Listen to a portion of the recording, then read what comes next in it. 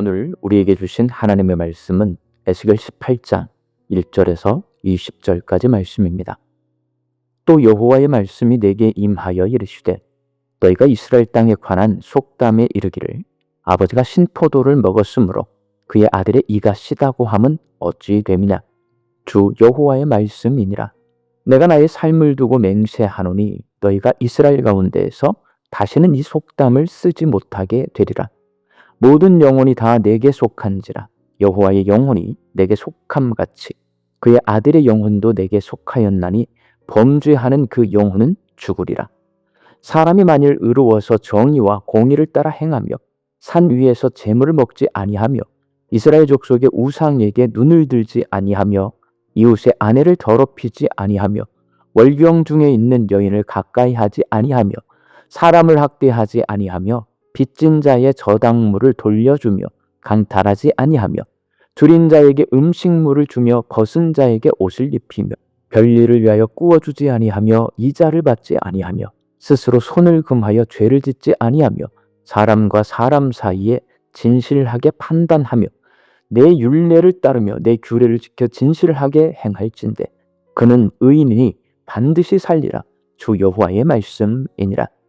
가령 그가 아들을 낳았다 하자 그 아들이 이 모든 선은 하나도 행하지 아니하고 이 죄악 중 하나를 범하여 강포하거나 살인하거나 산 위에서 재물을 먹거나 이웃의 아내를 더럽히거나 가난하고 궁핍한 자를 학대하거나 강탈하거나 빚진 자의 저당물을 돌려주지 아니하거나 우상에게 눈을 들거나 가증한 일을 행하거나 별일을 위하여 꾸어주거나 이자를 받거나 할진대 그가 살겠느냐. 결코 살지 못하리니 이 모든 가증한 일을 행하였은즉 반드시 죽을지라. 자기의 피가 자기에게로 돌아가리라. 또 가령 그가 아들을 낳았다 하자 그 아들이 그 아버지가 행한 모든 죄를 보고 두려워하여 그대로 행하지 아니하고 산 위에서 재물을 먹지도 아니하며 이스라엘 족속의 우상에게 눈을 들지도 아니하며 이웃의 아내를 더럽히지도 아니하며 사람을 학대하지도 아니하며 저당을 잡히지도 아니하며 강탈하지도 아니하고 줄인 자에게 음식물을 주며 벗은 자에게 옷을 입히며 손을 금하며 가난한 자를 압제하지 아니하며 별리라 이자를 받지 아니하여 내 규례를 지키며 내 율례를 행할진대 이 사람은 그의 아버지의 죄악으로 죽지 아니하고 반드시 살겠고 그의 아버지는 심히 포학하여 그 동족을 강탈하고 백성들 중에서 선을 행하지 아니하였으므로 그는 그의 죄악으로 죽으리라. 그런데 너희는 이르기를 아들이 어찌 아버지의 죄를 담당하지 아니하겠느냐 하는도다. 아들이 정의와 공의를 행하며 내 모든 율례를 지켜 행하였으면 그는 반드시 살려니와 범죄하는 그 영혼은 죽을지라. 아들은 아버지의 죄악을 담당하지 아니할 것이요 아버지는 아들의 죄악을 담당하지 아니하리니 의인의 공의도 자기에게로 돌아가고 악인의 악도 자기에게로 돌아가리라. 아멘. 사춘기 여자아이들은 웃음과 눈물이 많습니다. 떨어지는 낙엽을 보면서도 웃고 누가 웃으면 다 같이 따라 웃습니다. 그리고 누가 울면 다 같이 우는 경우도 많습니다. 그렇지만 친구가 아주 시디신 레모네이드를 마셨다고 해서 내가 신맛을 느낄 수는 없습니다. 에스겔 선지자 당시 유다 백성 가운데 아버지가 신포도를 먹으면 아들의 이가 시다는 이상한 속담이 유행했습니다. 이 속담은 부모가 죄를 지으면 자식이 그 죄값을 대신 치른다는 의미로 사용되었습니다. 당시 남유다 백성은 자신들이 바벨론 포로가 된 것은 전적으로 조상의 죄 때문이라고 주장했습니다. 우리는 억울하다, 하나님이 불공평하다라는 피해의식에 사로잡혀 있었습니다. 그렇다면 그들은 왜 이렇게 생각했을까요? 자기 죄를 인정하지 않기 위해서 아버지가 신포도를 먹으면 아들의 이가 시다라는 속담을 말했습니다. 현재 자신들의 악행과 불순종을 인정하기보다 과거의 탓으로 돌리면 마음이 편안해집니다. 회개할 필요도 변화할 필요도 없기 때문입니다. 다 부모 탓, 조상 탓입니다. 물론 부모의 죄가 자녀에게 영향을 줄 수는 있습니다. 성격, 습관, 가치관은 가정 환경을 통해 쉽게 전해집니다. 그러나 그렇다고 해서 그것이 자녀의 운명이 되는 것은 아닙니다. 아버지가 죄를 지었더라도 자녀가 그 죄의 길을 거부하고 하나님 말씀대로 살면 하나님은 그를 의롭다 말씀하십니다. 그래서 하나님 그 속담이 틀렸다고 말씀하십니다. 하나님께서 유다 백성에게 요구하시는 것은 아주 단순했습니다.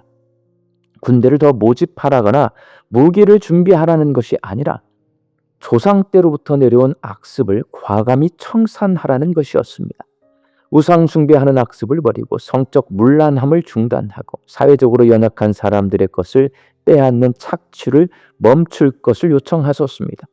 당시 세상에서는 이러한 일들이 아무렇지 않게 자행되고 있었지만 이는 하나님의 백성에게는 죄였습니다.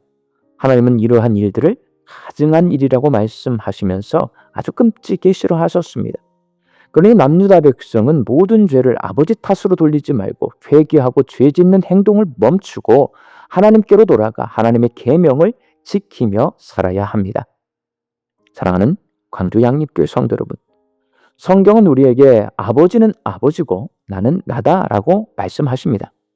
하나님은 우리의 과거와 현재를 평균 내어서 평가하지 않으십니다. 과거가 아무리 의로워도 지금 죄 가운데 있으면 죄인인 것입니다. 반대로 과거가 아무리 악해도 지금 회개하면 의인입니다. 죄를 끊는 것은 어렵지만 불가능하지 않습니다. 죄는 마치 거머리처럼 치료합니다. 손으로 억지로 때려 해도 잘 떨어지지 않습니다. 그러나 담뱃불을 대면 떨어지듯이 하나님의 말씀과 결단 그리고 성령의 불이 임하면 끊어집니다.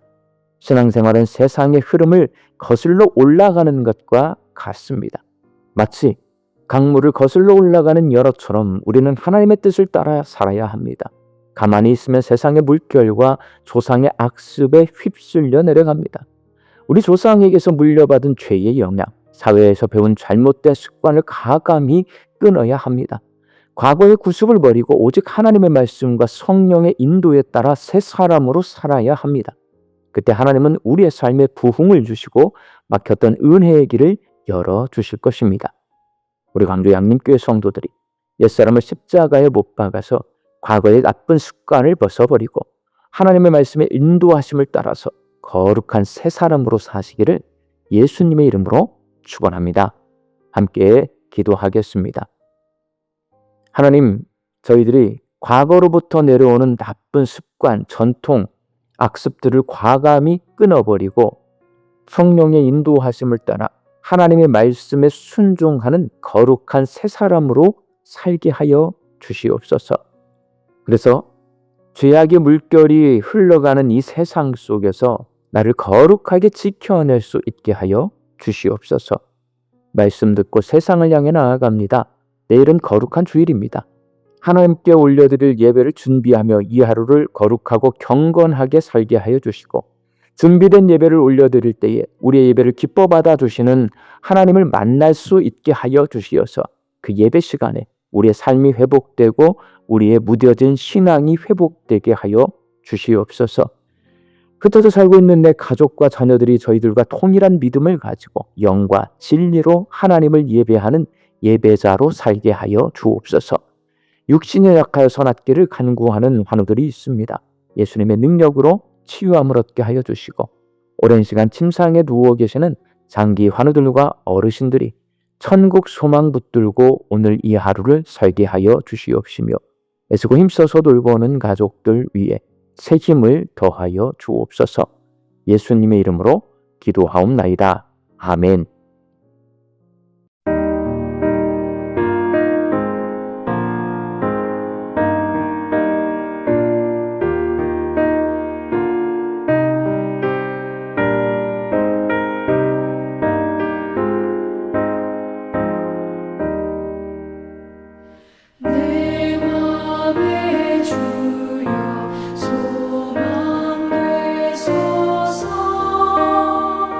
주여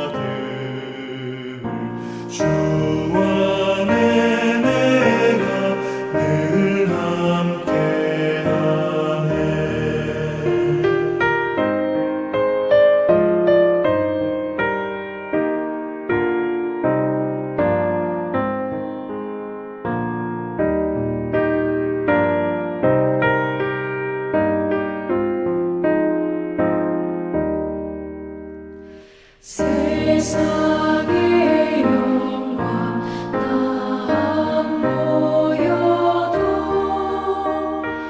언제나 주님은 나의 기여 주님만 내 맘에 계시오니 영원한 주님 참 귀하셔라